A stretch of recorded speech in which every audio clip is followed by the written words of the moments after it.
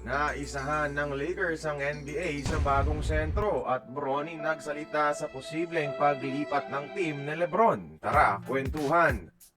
Official nang pumirma sa Los Angeles Lakers ang former number 1 pick na si DeAndre Ayton para punan ang problema ng Lake Show sa center position.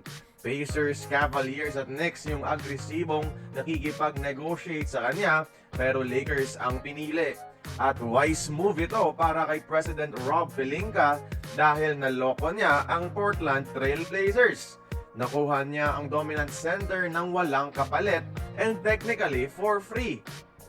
Libre, 34 million ang matatanggap niyang sahod next season pero dahil na buyout ng Trail Blazers, 8 million lang yung babayaran ng Lakers. Yung 26 million, Portland pa rin yung magbabayad. Nakatipid pa ang Lakers dito mga idol at may remaining cap space pa para pumirma ng isang mid-level center bilang backup ni Ayton. Pero sa gitna nito mga idol, tuloy pa rin ang rumors na magpapatrade daw si LeBron sa ibang teams dahil hindi niya raw gusto ang nangyayari ngayon sa Lakers. At heto ang kanyang anak na si Bronny James nagsalita tungkol sa issue.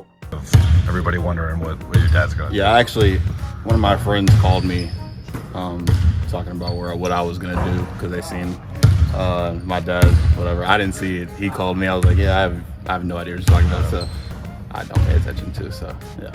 Playing safe na klase ng sagot, di ba?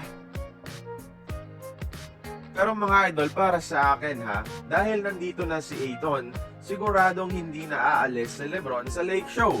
Maliban kasi sa mahirap hanapan ng trade partner ang 52 million contract ni LBJ, sinagot na ng Lakers ang kanyang gustong mangyari sa center position.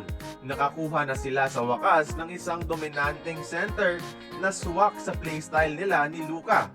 With Ayton mga idol, di na mamomroblema sa ilalim ang Lakers. 1 or 2 defensive players sa bench na lang ang kulang at may siguradong pwesto na ang Lakers sa mga NBA contending teams. Kaya kayo mga idol, tingin nyo, balik championship team na ba ang Lakers dahil kay DeAndre Ayton? Bakit oo, bakit hindi? Magkomento kayo sa ibaba mga idol, pag-uusapan natin yan.